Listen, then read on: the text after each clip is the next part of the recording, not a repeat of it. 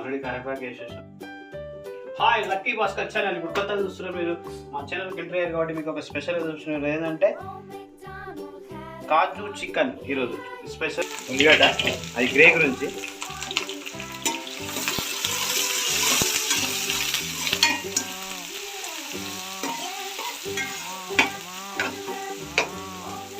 ఇది పేస్ట్ పట్టుకోవాలి. కాజు, ఇది ఎల్లిపాయలు కచ్చపక్క దంచడం. మనం తర్వాత మీకు మనం ఏం చేసినట్టే పచ్చికాయలు, కలమాకు, కరివేపాకు అన్నీ వేసి కొంచెం ఉల్లిగడ్డ వేసి పేస్ట్ చేసినాం. ఎందుకంటే కొంచెం గ్రే రానీకే. కొంచెం ఇది మగ్గిన తర్వాత వేద్దాం మనము.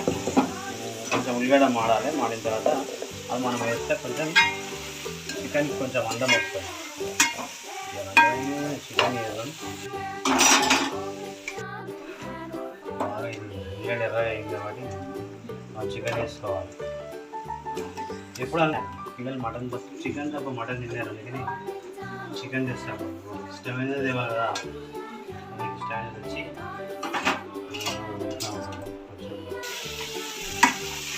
మంచిగా కలుపుకోవాలి. మసాలా మొత్తం చికెన్కి పట్టాలి.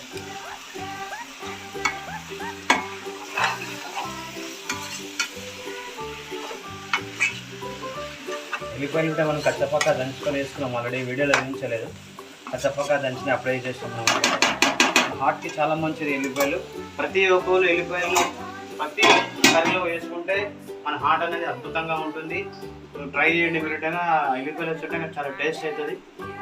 చూడండి, ఇలా చికెన్కి 3 సగం వేసుకోవాలి స్పూన్తో. ఎందుకంటే ఆల్రెడీ మనం పచ్చికాయలు వేసుకున్నాం. ఇందులో పచ్చికాయల పేస్ట్, ఉల్లిగడ్డ పేస్ట్ వేసినాం కాబట్టి మనం కారం తక్కువ వేసుకోవాలి.